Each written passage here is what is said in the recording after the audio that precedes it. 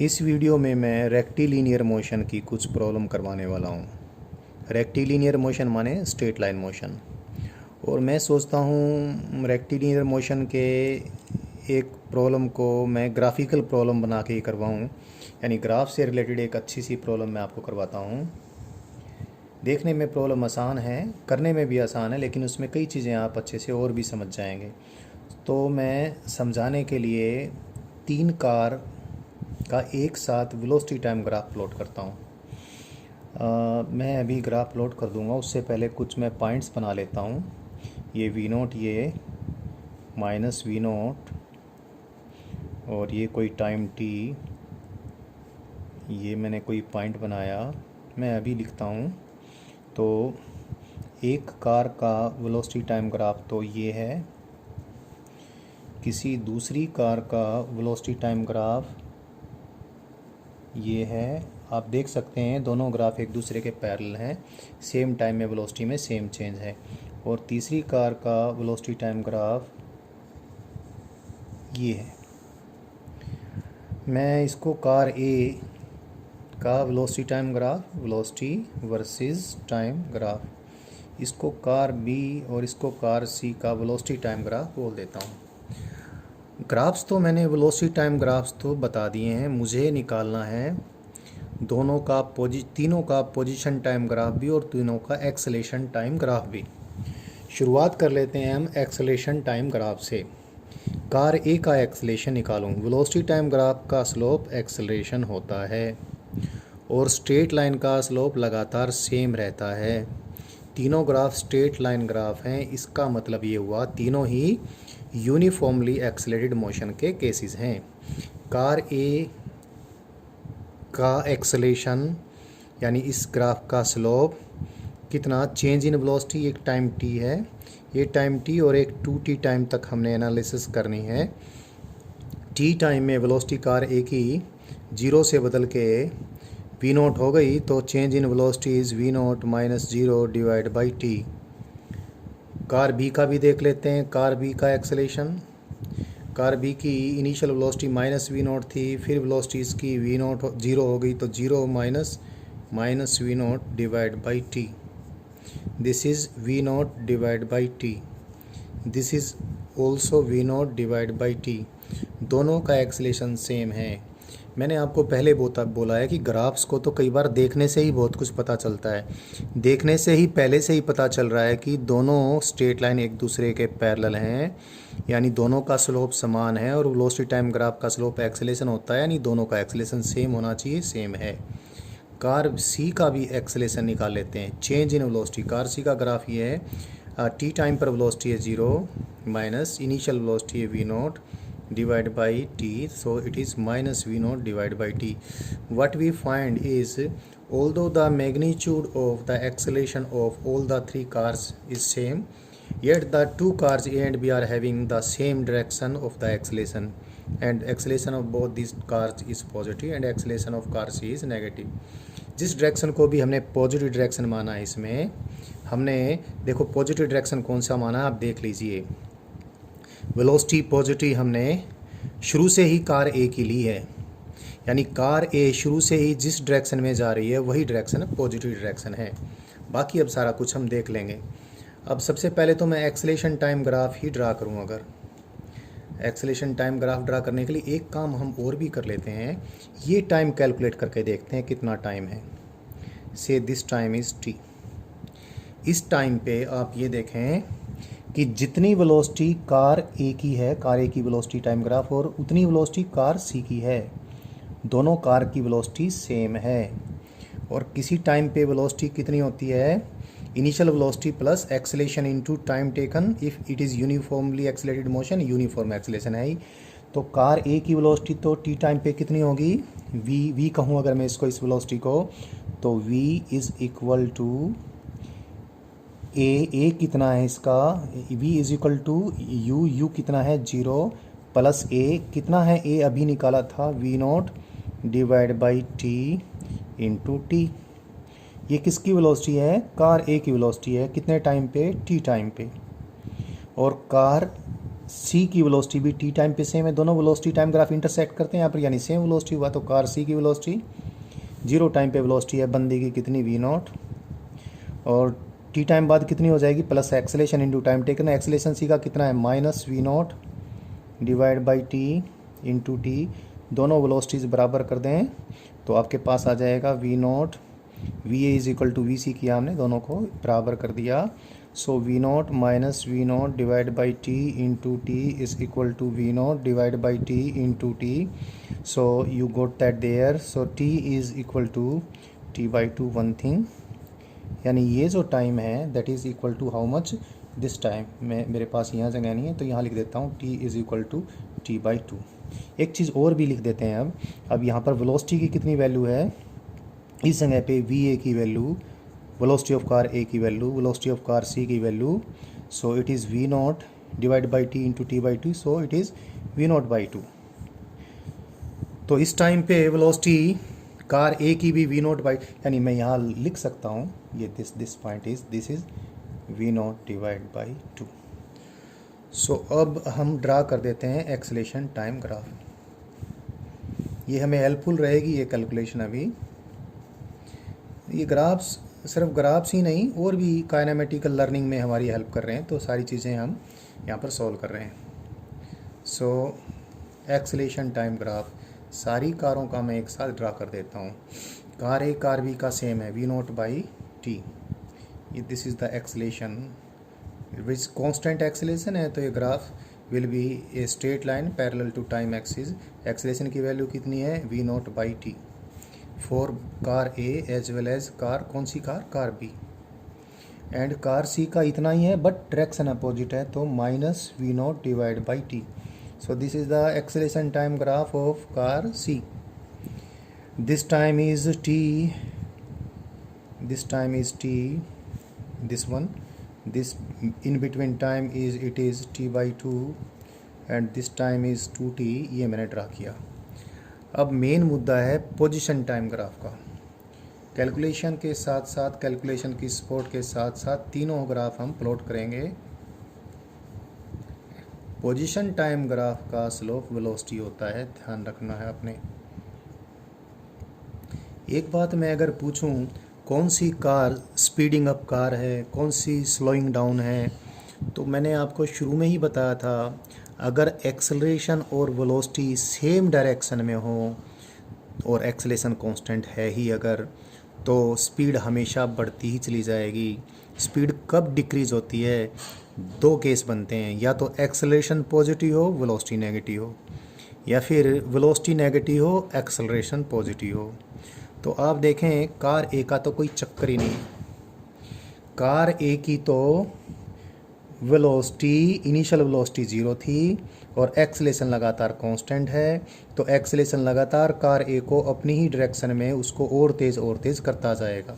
तो मैं अगर कार ए का, क्योंकि कुछ स्लोप्स भी मुझे देखने पड़ेंगे, एकदम से अगर मैं ये ड्रा कर देता हूँ तो मुझे फिर बाद में काटना पड़ेगा, तो रफली मैं एक बार ड्रा करूँ, बाद में इसको पक्का कर दूँगा। कार ए का मैं पोजीशन टाइम ग्राफ ड्रा करता हूँ। 0 टाइम पर कार ए की वेलोसिटी 0 है और 0 वेलोसिटी होने का मतलब पोजीशन टाइम ग्राफ का स्लोप 0 होना चाहिए।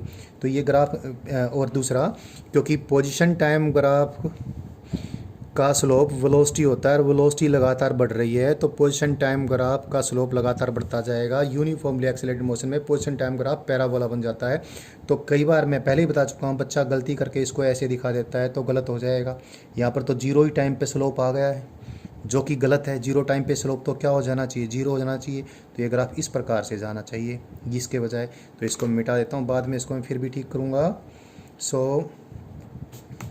तो पोजीशन टाइम ग्राफ किसका, कार ए का, मैं इस प्रकार से ड्रा करूँ, बाद में इसको और ठीक करूँगा अगर ज़रूरत महसूस हुई तो, नहीं तो हो सकता है ठीक भी रहे।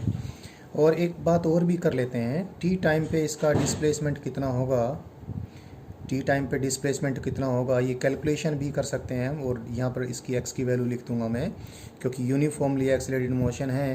टी टाइम पे डिस्प्लेसमेंट कितना होता है, टी टाइम पे डिस्प्लेसमेंट दैट इज़ x की final value minus X. One thing I didn't speak, I didn't tell, I must say that, क्योंकि पोजीशन टाइम ग्राफ प्लॉट करना है तो हमें ये बोलना ही चाहिए कि जीरो टाइम पर पोजीशन क्या थी, मुझे ध्यान नहीं रहा। मैं अब बोल देता हूँ, तीनों कार जीरो टाइम पर ओरिजिन को क्रॉस करती हुई देखी गई, यानी जीरो टाइम पर x की वैल्यू जीरो है। तो कार ए का पोजीशन टाइम ग्राफ के लिए कार ए का final position at any time minus initial position zero time पर जो कि जीरो है, यू टी यू जीरो है, प्लस हाफ इंटू ए कितना है, ए है V naught divide by T into T square. ये किसी भी टाइम पे कार ए का डिस्प्लेसमेंट है। तो मैं दो टाइम्स पे अगर कैलकुलेशन करना चाहूँ, एक तो टाइम कौन सा, T is equal to T half, जो यहाँ पर मेरे लिए बड़ा आवश्यक है, जो कि टी बाई टू है। तो ये मैं लिखा लूँ half into V naught divide by T into T half, यानी टी स्क्वायर डिवाइड बाई 4, यानी ये टाइम मैंने लिया है टी हाफ। सो अगर मैं इसको कैलकुलेट करूँ तो ये कितना आएगा, ये V naught into T divide by 8 आ जाएगा। ये एक तो ये चीज़ हो सकता है मुझे इस कैलकुलेशन की ज़रूरत पड़े, नहीं तो वैसे ही अपने आप में क्वेश्चन है, कैलकुलेशन तो कर ही लिया आपने। और अब एक्स ए निकालूँ कितने टाइम पे, टी टाइम पे, T is equal to capital T पे। तो कैपिटल टी पुट करूँगा, टी स्क्वेयर, टी कट के कितना हो जाएगा, ये आ जाएगा V naught square into T divide by 2। तो इतने टाइम पे यानी टी टाइम पे कार ए की पोजीशन कहाँ पर आएगी, बाद में मैं इसको ठीक कर सकता हूँ, कोई और ग्राफ भी मैंने स्लोप वगैरह मिलाने होंगे, इसलिए मैंने रफली इसको खींचा है अभी। सो इसको मैं लिखूँ वट, इसको मैं लिख देता हूँ V naught into T divide by 2। अभी कार ए का पोजीशन टाइम ग्राफ मैंने जो ड्रा किया है, इसमें मैंने मेन मुद्दा ये बनाया कि जीरो टाइम पर स्लोप जीरो है और स्लोप लगातार फिर बढ़ता जा रहा है। अब बात करें कार बी के पोजीशन टाइम ग्राफ की। कार बी की इनिशियल वेलोसिटी नेगेटिव है और एक्सेलेरेशन लगातार पॉजिटिव है। इसका मतलब जीरो टाइम से लेकर टी टाइम तक, और देखो टी टाइम पे कार बी की वेलोसिटी जीरो हो गई है। टी टाइम पर कार बी की वेलोसिटी जीरो होने का मतलब क्या है, टी टाइम तक ये रिटार्डेड है। शुरू में वेलोसिटी माइनस वी नॉट थी, एक्सेलेरेशन पॉजिटिव था। मैंने बताया, बार बार बताया, एक्सेलेरेशन और वेलोसिटी की डायरेक्शन अपोजिट होगा, एक का पॉजिटिव साइन होगा, एक का नेगेटिव साइन होगा, तो रिटार्डेड मोशन होगा। शुरू में ही कार बी की वेलोसिटी नेगेटिव है, यानी कार बी का जो पोजीशन टाइम ग्राफ होगा उसका स्लोप नेगेटिव होगा। नेगेटिव वेलोसिटी मतलब पोजीशन टाइम ग्राफ का स्लोप नेगेटिव, और टी टाइम पे वेलोसिटी जीरो होने का मतलब है टी टाइम पर पोजीशन टाइम ग्राफ का स्लोप जीरो हो जाएगा। और उसके बाद देखिएगा जनाब, उसके बाद तो ये लगातार वेलोसिटी पॉजिटिव है और पॉजिटिव वेलोसिटी लगातार बढ़ रही है, यानी पोजीशन टाइम ग्राफ का स्लोप बढ़ता जाएगा जैसे इसका बढ़ता जा रहा है, जीरो वेलोसिटी के बाद जैसे बढ़ता है। तो मैं भी कार बी का पोजीशन टाइम ग्राफ प्लॉट करने वाला हूँ। आप सोचें ज़रा, वेलोसिटी नेगेटिव है यानी पोजीशन टाइम ग्राफ का स्लोप नेगेटिव होना, तो मुझे ग्राफ ऐसे ड्रा करना पड़ेगा। देखो पोजीशन टाइम ग्राफ का स्लोप नेगेटिव आ गया और टी टाइम पे वेलोसिटी जीरो हो गई, तो टी टाइम पे मुझे पोजीशन टाइम ग्राफ का स्लोप भी जीरो करना पड़ेगा। तो ये ग्राफ ऐसा आ गया। ये रफली अभी ये स्लोप अगर देखें तो ये स्लोप, ये this slope is minus V naught and this slope is zero. So ये मैं फिर एक बार पक्का करूँगा, इसलिए पेंसिल से ड्रा किया हूँ। ये कार बी का पोजीशन टाइम ग्राफ आ गया। अब कार बी बाद में लिख देता हूँ मैं, ये कार ए का है। अब कार बी के बारे में एक और जान लें, ये जो टाइम है, कौन सा टाइम, 2t टाइम, क्योंकि स्लोप लगातार सेम है। ये ट्रायंगल और ये ट्रायंगल सिमिलर ट्रायंगल्स, एक जैसी बिल्कुल बराबर ट्रायंगल बन गई, सिमिलर ही क्या बराबर भी। तो इस ट्रायंगल का एरिया और इस ट्रायंगल का एरिया बराबर है। तो कार बी ने जितना डिस्प्लेसमेंट, ये तो नेगेटिव डिस्प्लेसमेंट है, जितना डिस्प्लेसमेंट अब किया है ये उतना ही पॉजिटिव डिस्प्लेसमेंट किया है। तो टोटल डिस्प्लेसमेंट फ्रॉम कितना time, 0 to 2t time zero रहेगा, यानी लेकिन जीरो टाइम पर पोजीशन क्या थी, ओरिजिन, क्योंकि मैंने अभी बोला सारी ओरिजिन से शुरू हुई हैं, तो 2t टाइम पर भी कहाँ पर आ जाएगी, ओरिजिन पे। ये टाइम t है, ये टाइम 2t है, तो कार बी का पोजीशन टाइम ग्राफ ऐसा होगा। एक चीज़ अभी और देख लें, कार टी टाइम के बाद कार बी की वेलोसिटी पॉजिटिव वेलोसिटी बढ़ती जा रही है, तो नंबर एक पोजीशन टाइम ग्राफ का स्लोप देखो ऊपर चढ़ान हो गया है, यानी पोजीशन टाइम ग्राफ का स्लोप पॉजिटिव होगा और पॉजिटिव स्लोप लगातार बढ़ता जा रहा है। So this is the graph for position time graph of car B. अगर अकेला यही होता तो मैं इसको सीधा ही पक्का कर देता, अकेला यही होता पक्का कर देता, क्योंकि कुछ चीज़ें मिलानी है, कुछ स्लोप भी मिलाने, इसलिए मैंने अभी कच्चा किया, बस अब होने ही वाला है। अब कार सी के बारे में और जान लें। मेन मुद्दा कार सी का है, तो कार सी एक बार यहाँ पर कार ए के साथ कंपेयर होती है, एक बार यहाँ पर कार बी के साथ कंपेयर होती है, यानी t/2 टाइम पे तो कार सी की वेलोसिटी कार ए की वेलोसिटी के बराबर होती है, और t टाइम पे कार सी की वेलोसिटी कार बी की वेलोसिटी के बराबर होती है, 0 होती है। तो एक बात तो है ही है जी। अच्छा, एक और चीज़ है, ये एरिया पॉजिटिव और ये एरिया नेगेटिव बराबर है, तो इसका मतलब जितना डिस्प्लेसमेंट इसका हुआ है नेगेटिव, इसका डिस्प्लेसमेंट कितना हुआ, ये एरिया नेगेटिव है, यानी जितना भी इस ट्रायंगल का एरिया जाएगा, निकाल भी सकते हैं, बहुत आसान सा है, उतना ही एरिया इसका लेकिन पॉजिटिव है। यानी कुल मिलाकर पोजीशन की वैल्यू इसकी जितनी नेगेटिव आई गई टी टाइम में, उसकी इतनी ही पॉजिटिव आएगी टी टाइम में। और कैलकुलेट करना चाहें, कैलकुलेशन आसान है, इसका तो हमने कर ही दिया था एक। अगर मैं बी के लिए कैलकुलेशन करूं और सी के लिए भी कैलकुलेशन करूं, बी की फाइनल पोजीशन कितने टी टाइम पे इज इक्वल टू बी की इनिशियल पोजीशन एट टाइम 0, जो कि 0 ये सब की, इज इक्वल टू यू कितना है बी का C, I am sorry this is, चलो बी का कर लेते हैं, बी का ये minus V naught S is equal to U T, और टी कितना T plus half A T square, A कितना है कार बी का पॉजिटिव ये है V naught divide by 2 T, half A तो वी नॉट बाई टी तो A है इसका, divide by 2 into T square, यहाँ से यहाँ तक टाइम टी है, टी स्क्वायर। चेक कीजिए कितना डिस्प्लेसमेंट आया, ये V naught into T divide by 2 minus V naught into 2, so it is minus V naught into T divide by 2। ऐसे ही कार सी का भी करके देखें, कार सी की यानी कार बी की पोजीशन एक्स कोऑर्डिनेट एट कितना time, at time T is minus V naught into T divide by 2। Calculation के साथ अगर ग्राफ प्लॉट करते हैं तो बहुत बेहतर बात है, और ये बेहतर बात आप सीख रहे हो। कार सी की position at time capital T minus car C की final position minus car C की initial position is equal to car C की इनिशियल वेलोसिटी वी नॉट है, it is V naught into time take U into T plus half A T square, A कितना है car C का minus this minus V naught divide by T, half के लिए मैं नीचे 2 लगा दिया, टी स्क्वायर किया कितना आ गए V naught into T divide by 2, यानी कार सी की जो पोजीशन है टी टाइम पे V naught into T divide by 2। So ये चीज़ आप ये देखें, ये चीज़ जब मैं ड्रा करता हूँ तो इस वी नॉट डिवाइड बाई 2 मैंने यहाँ पर लिया है, तो ये मैंने ग्राफ चेंज करना पड़ेगा, इसलिए मैंने ये पेंसिल से ड्रा किया था। अब मैं इसको ठीक से कर दूँ, या तो इस ग्राफ को ठीक करूँ, इस ग्राफ को ठीक करके मैं इस प्रकार से कर देता हूँ, ऐसे कर देता हूँ, लेकिन अभी स्लोप की बात भी आएगी तो मुझे दोबारा से भी ठीक करना पड़ सकता है। तो ये पोजीशन वापस से भी मुझे करेक्ट करना पड़ सकता है, आई टेल यू, तो कंपैरिजन है, इसलिए ये पोजीशन, ये किसकी पोजीशन है, किसका ग्राफ है कार बी का, और कार बी की पोजीशन कितनी आई है minus V naught into T divide by 2, कितने टाइम पर टी टाइम पर, और टी टाइम पर कार ए की पोजीशन क्या आई थी, मैं इसी को ठीक करके यहाँ पर ये माइनस वी नॉट बाई 2 है, तो इसको मैं क्या कर देता हूँ यहाँ पर, इसको चेंज करके इसको हटा के यहाँ से इसको मैं कितना कर देता हूँ, इसको कर देता हूँ V naught into T divide by 2, और अभी इसको ग्राफ को मैं चेंज करके थोड़ा सा ठीक कर दूंगा, फिर वापस से इसको मुझे चेंज करना पड़ सकता है, स्लोप भी मैंने किसी एक जगह पर अभी आपको पता चल जाएगा, ठीक करने पड़ेंगे। अब देखो मुझे क्या करना है, अब ये तो मैं मिटा ही देता हूँ, वापस से फिर हेल्प करूँगा आपको समझने के लिए। ये मैंने इसलिए मिटाना पड़ा है मुझे, क्योंकि सारे ग्राफ्स मैंने कंपेयर करने हैं, सारी जब चीज़ें बराबर होंगी तो मुझे बराबर शो करनी पड़ेगी, आर्बिट्रेरी अपने यहाँ हिसाब से कुछ नहीं कर सकता मैं। अब कार सी का ग्राफ हो ही गया है ड्रा, थोड़ी सी बात बचती है कार सी के पोजीशन टाइम ग्राफ के लिए।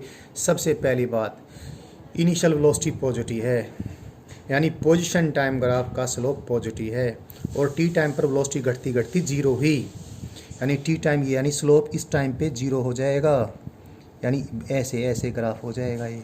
और टी टाइम पर उसकी पोजीशन भी कितनी होगी, वी नॉट इंटू टी, ये निकाल रखा है, तो ये भाग है ये। I think this will be the, यही होना चाहिए। फिर भी यहाँ पर एक छोटी सी बात और है, वो भी हमने देखनी है। तो ये तो पोजीशन टाइम ग्राफ है कार सी का, ये पोजीशन टाइम ग्राफ है कार बी का, ये पोजीशन टाइम ग्राफ है कार ए का, but one thing is also there and that is this, यानी जो t/2 टाइम है टी इन दोनों के बीच में, इस टाइम पे दोनों कार की वेलोसिटी सेम है। किस किस कार की, देखो किस कार ए की और कार सी की। तो पोजीशन टाइम ग्राफ का स्लोप इस टाइम पे इसका और इसका सेम होना चाहिए, यानी ये और ये। आई थिंक ये ठीक हो गया, दोनों का स्लोप पैरेलल है। अब मैं इसको पक्का कर देता हूँ। पक्का करने के लिए इसको मैं लिखूँगा कितना, V naught into T divide by 2। ये अच्छा क्वेश्चन है, देखने में तो आसान है भी, बट इसमें लर्निंग काफ़ी ज़्यादा है, स्लोप्स की, डिस्प्लेसमेंट्स की, सारी चीज़ों को हम ग्राफ्स को कैसे एनालाइज करें। So I love this question. T, ये 2t और ये t/2, हमने कोई भी चीज़ नहीं छोड़ी है, सब चीज़ों को मिला कर देखा है। तो ये तो आ जाएगा अब position time graph car A का। और ये t/2 टाइम पर स्लोप दोनों का बराबर होना ज़रूरी है, क्योंकि पोजीशन टाइम ग्राफ का स्लोप वेलोसिटी होता है। तो ये भी बहुत बड़ी बात थी, इसलिए मैंने इसको रफली ड्रा किया था। ये पोजीशन टाइम ग्राफ हो गया किसका, कार, इस टाइम पे दोनों का स्लोप सेम आपको दिख रहा होगा। और टी टाइम पे सी और बी का भी स्लोप 0 है, दोनों का स्लोप 0 है, ग्राफ ओरिजेंटल हो गया दोनों। So this is position time graph of car C and this is position time graph of car B. So that is all. ये ठीक से मैंने अभी बता दिया है। और ऐसे जब कंपैरिजन हो तो आप एकदम से नहीं ड्रा कर सकते, क्योंकि कोई चीज़ें आपने बराबर भी करनी पड़ सकती हैं। तो पहले आप रफ ड्रा करके ही सारा कुछ ठीक करेंगे। अब मैं इसको मिटा के, कोई ज़रूरत नहीं समझता, फिर भी थोड़ा सा आपको लगता होगा पता नहीं क्या है, अब ये क्लियरली दिखेगा आपको। So this is how do we draw the graphs. और ग्राफ्स कभी भी लूज तरीके से ड्रा नहीं करने होते, क्योंकि ग्राफ्स में दुनिया भर की सूचनाएं छिपी होती हैं। वो सूचनाएं हमें निकालनी आनी चाहिए, उल्टा भी काम करना आना चाहिए। यानी ग्राफ्स हमने इस प्रकार ड्रा करने चाहिए कि उनके अंदर दुनिया भर की सूचनाएं शामिल हो जाएं। इसमें बहुत सारी सूचनाएं हैं, जो हैं मैंने कैलकुलेशन के साथ वो बताई हैं। तो 1 dimensional motion, straight line motion या रेक्टिलिनियर मोशन का मैं एक क्वेश्चन सॉल्व कर रहा था, और उसमें मैंने ग्राफ को फिर इन्वॉल्व कर लिया। ग्राफ्स की लर्निंग बहुत आवश्यक है। हर जगह कोई भी हम टॉपिक करेंगे नेचर को समझने का, यानी फिजिक्स पढ़ने का, सब जगह हमें ग्राफ सीखने पड़ेंगे। और अभी मैं आगे बढ़ता हूँ। अभी एक प्रॉब्लम बार बार आएगी एवरेज स्पीड की। एवरेज स्पीड के बारे में हमने, वैसे तो average speed distance travelled by the time taken, but एक पर्टिकुलर प्रॉब्लम है रेक्टिलिनियर मोशन की। Better I should say 2 special cases of average speed, ये आपको मालूम होना चाहिए। सपोज किसी स्ट्रेट लाइन के लॉन्ग एस डिस्टेंस ट्रेवल करती है कोई पार्टिकल, कोई ऑब्जेक्ट, और इस रास्ते के 2 पार्ट्स बनाएं।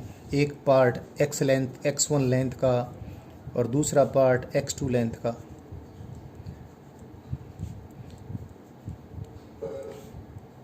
x1 लेंथ ऑब्जेक्ट ट्रैवल करता है v1 स्पीड से, x2 length path length object travel करता है v2 स्पीड से। तो x1 को ट्रैवल करने का टाइम से it is t1 comes out to be, क्योंकि x1 के दौरान लगातार स्पीड कांस्टेंट है, x2 के दौरान भी लगातार स्पीड कांस्टेंट है। इस रास्ते के इस पार्ट में स्पीड लगातार v1 थी, रास्ते के इस पार्ट में स्पीड लगातार v2 थी। तो यहाँ से यहाँ तक का time x1 divide by v1, यहाँ से यहाँ तक का टाइम कितना आया, x2 divide by v2। So the average speed that is distance travel is s is equal to ये टोटल टाइम मैं t लिख देता हूँ। s कितना है, x1 प्लस x2 और t कितना है, t1 plus t2, x1 plus x2, t1 is x1 divide by v1, t2 is x2 divide by v2। अब इसके दो स्पेशल केस हैं। पहला स्पेशल केस तो ये है कि x1 और x2 दोनों ही बराबर पाथ लेंथ हैं and both are equal to s/2। तो ऐसी सिचुएशन में बराबर बराबर जो पाथ लेंथ हैं, एक पार्ट ट्रेवल किया गया v1 स्पीड से, दूसरा पार्ट ट्रेवल किया गया v2 स्पीड से, तो एवरेज स्पीड कितनी आ जाएगी? Average speed will be equal to x1 plus x2 that is total s की वैल्यू कितनी आएगी? 2x कर लीजिए, x1 plus x2 s is equal to 2x1 या 2x2 that is equal to 2x1 कर लीजिए, चाहे आप 2x कर लीजिए। और ये कितना? x1 बाई v1, ये भी कितना? x1 by v2। So what does it come? It comes to into v1 into v2 divided by v1 plus v2, harmonic mean of v1 and v2. So one thing is, if half of the path is covered by one speed and the remaining half is covered with another speed, then the average speed is 2v1 v2 divided by v1 plus v2. Second, ऐसा भी होता है कई बार, रास्ते के travel करने का कुल टाइम अगर t है तो हाफ टाइम के दौरान तो स्पीड रहती है v1 और अगले हाफ टाइम के दौरान स्पीड रहती है लगातार v2। तो एवरेज स्पीड कितनी होगी? अब एवरेज स्पीड निकालने के लिए पहले x1 निकाल लें। x1 v1 स्पीड से कितने टाइम में कवर किया गया? t/2 टाइम में, तो x1 is v1 into t/2। Similarly x2 is equal to v2 into t/2। So average speed is distance travel कितना है? x1 plus x2 that is v1 into t/2 plus v2 into t/2 divided by total time taken is t. So it comes out to be v1 plus v2 divided by 2, that is arithmetic mean. So the two special cases of calculation of average speed are these. अगर आधा रास्ता v1 speed से और आधा रास्ता v2 speed से travel किया जाता है तो एवरेज स्पीड हार्मोनिक मीन आ गई दो स्पीड्स की। और अगर आधे टाइम तक स्पीड v1 है और दूसरे आधे टाइम तक स्पीड v2 है तो एवरेज स्पीड आ गई v1 plus v2 divided by 2, that is arithmetic mean of the two speeds. So this was a question related to calculation of average speed. The two special cases are there. ये useful हैं इसलिए ये आपको याद रहना चाहिए और आप इनको याद कर भी लेंगे। अभी स्ट्रेट लाइन मोशन के कुछ और क्वेश्चंस भी कर लेते हैं। स्ट्रेट लाइन मोशन के कुछ और क्वेश्चंस में मैं एक बहुत सारे क्वेश्चंस ऐसे होते हैं जिसमें रिएक्शन टाइम से रिलेटेड कोई बात हो जाती है। रिएक्शन टाइम का मायना है कोई आदमी एकदम से कोई अर्जेंट कोई सिचुएशन में कितनी जल्दी रिएक्ट करेगा, उसको रिएक्शन टाइम बोलते हैं। ये कैलकुलेशन करने का एक बहुत आसान तरीका है कि जिसका भी रिएक्शन टाइम हमें कैलकुलेट करना हो उसको इस प्रकार से उसके किसी हैंड को हम होल्ड करवाते हैं फिंगर्स के साथ और थंब को मिलाकर ये ग्रिप बनवा देंगे, लूज ग्रिप, और उसको उसके आगे कोई मीटर स्केल वगैरह वर्टिकल ऐसा रख देंगे और उसको बातों में लगाएंगे और कहेंगे कि भाई आपको ये पकड़ के दिखानी है, लेकिन फिर बातों में लगाकर एकदम से उसको कहेंगे पकड़ो तो वो पकड़ेगा। अब तो मैंने इसको तुरंत पकड़ लिया क्योंकि मुझे मालूम था मैं कब छोड़ूंगा और मेरे हाथ को ये पकड़ना था। तो ये जो रिएक्शन टाइम तुमने देखा कि मैंने इसको तुरंत पकड़ लिया है, तो आप सोच रहे होगे कि मेरा रिएक्शन टाइम तो बहुत कम है। नहीं, अगर कोई और छोड़ता है इस प्रकार से तो वो छोड़ने वाले का दिमाग जानता कि कब छोड़ा है, तो मेरे पकड़ने में वो टाइम इतना कम नहीं होता, कुछ ज़्यादा होता। तो इस प्रकार ये टाइम कैलकुलेट करके रिएक्शन टाइम आसानी से पता चल जाता है। फॉर एग्जांपल इस प्रकार की सिचुएशन है और ये ग्रिप है, इस ग्रिप में से ऊपर से रोड हमने होल्ड कर रखी है। रोड का ये 0 सेंटीमीटर वाला निशान है और फिर जैसे ही 0 टाइम पर इस रोड को हमने जैसे छोड़ा है तो पता चला कि ये कितने टाइम बाद इसने पकड़ी, जितने टाइम बाद पकड़ी वो इसका रिएक्शन टाइम होगा। सपोज पकड़ने से पहले ये 19.6 सेंटीमीटर इतना ये नीचे चली जाती है। कैसे पता चलेगा? इस मीटर स्केल पे जिस निशान पे इसकी ग्रिप होगी वो निशान हम देख लेंगे। Suppose it is 19.6 centimetre. तो इस प्रकार से रिएक्शन टाइम अगर कैलकुलेट करें तो बहुत आसानी से कैलकुलेट हो जाएगा। बिल्कुल आसान सी प्रॉब्लम है, S is equal to UT plus half AD square की, लेकिन इससे बेशक से आसान हो लेकिन इम्पोर्टेंट बहुत ज़्यादा है। डाउनवर्ड डायरेक्शन हम पॉजिटिव ले लिए, तो S की वैल्यू, डिस्प्लेसमेंट की वैल्यू तो कितनी है? 19.6 सेंटीमीटर यानी इतने मीटर। इनिशियल वेलोसिटी जब ड्रॉप किया था इस रोड को तो 0 थी। एक्सेलेरेशन कितना है? डाउनवर्ड डायरेक्शन को भी पॉजिटिव ले लिया हमने। Acceleration is acceleration due to gravity, so acceleration due to gravity is 9.8 divide by 2 into T square. So what we get, इसको कट कर दिया, इधर 4 आ गया, 4 divide by 100 is equal to t square. So ऐसा यूनिट्स मैंने use किए हैं सारी, सेंटीमीटर को मीटर में कन्वर्ट कर ही लिया था। This implies T is equal to how much? 0.2 second. तो इस प्रकार से ह्यूमन रिएक्शन टाइम हम कैलकुलेट कर लेते हैं। So this is an example of reaction time. Just I want to tell you what is the reaction time. जैसे situation ऐसी आती है, आप गाड़ी में आप ड्राइवर हैं और आप गाड़ी चला रहे हैं, बिजी रोड पर है, एकदम से कोई सर्कमस्टांस ऐसी हुई कि एकदम से सड़क के ऊपर कोई बच्चा आ जाता है। हाँ, बिजी रोड के बजाय मैं थोड़ा सा चेंज कर ले अपने स्टेटमेंट को। बिजी रोड पे तो आप पहले से सतर्क होते हैं और शुरू में ही स्लो मोशन में गाड़ी चलाते हैं। आप पहले से तैयार होते हैं कि कभी भी ब्रेक लगाना पड़ सकता है। बट सिचुएशन ऐसी है कि आप किसी ऐसे रोड पे जा रहे हैं जो इतना बिजी नहीं है और आपकी गाड़ी की स्पीड भी ठीक ठाक है। एकदम से सड़क पर कोई बच्चा आ जाता है तो फिर आपने ब्रेक लगाकर गाड़ी को रोकना है। वहाँ पर आपका कम रिएक्शन टाइम बहुत मायने रखता है। ऐसी किसी सिचुएशन में एक छोटा सा क्वेश्चन बनाकर हम आपको कैलकुलेट करवा के बताते हैं। क्वेश्चन आसान है बट लर्निंग जरूर इसके जरिए आपकी कुछ होने वाली है। सो लेट मी सोल्व सच ए क्वेश्चन। और क्वेश्चन की स्टेटमेंट हमने बना रखी है कि suppose the situation is that I told you, car जा रही है किसी रोड के ऊपर और suppose the tyres of the car and the road and the braking system, वो सारा कुछ मिलकर जो मैक्सिमम से मैक्सिमम रिटार्डेशन प्रोड्यूस कर सकते हैं, मैक्सिमम से मैक्सिमम रिटार्डेशन है suppose 4.9 metre per second square.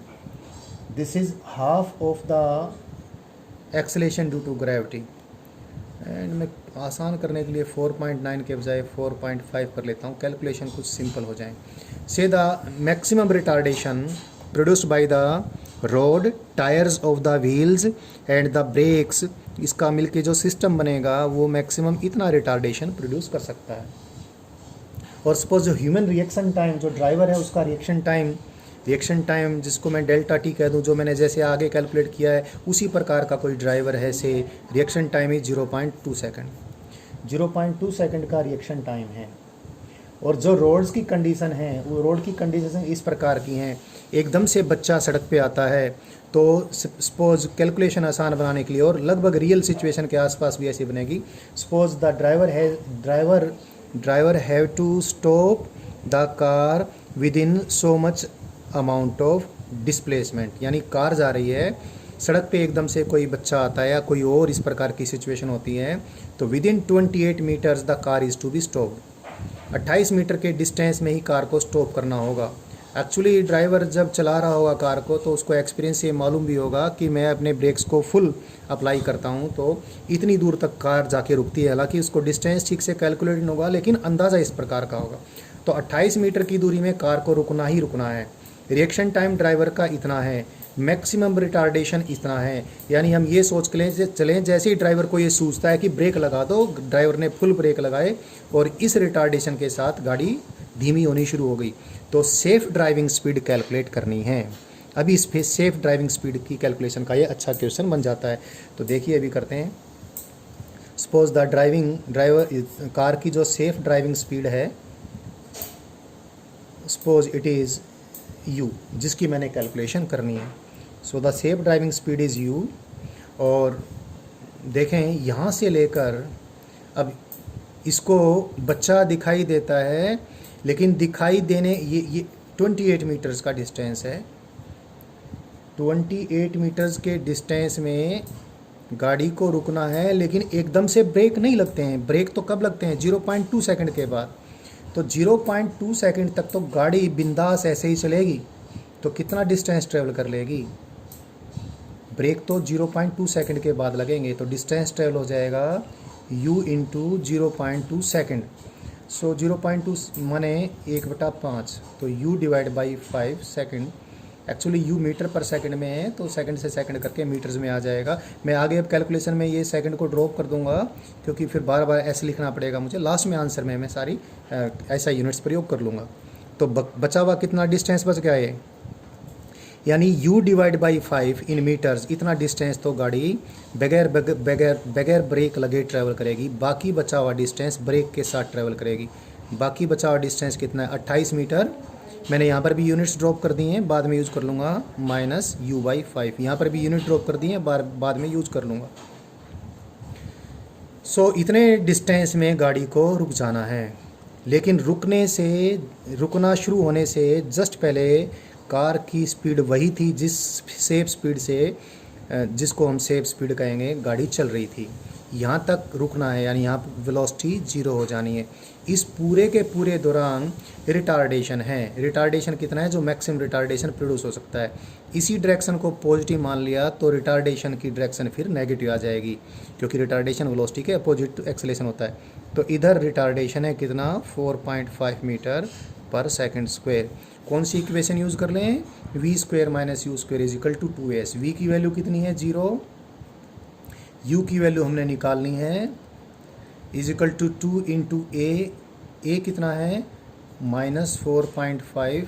Again I drop the units, 2 into a into s की वैल्यू कितनी है, 28 माइनस u बाई 5। माइनस से माइनस साइन काट दूंगा, u square is equal to 9 into 28 minus u by 5।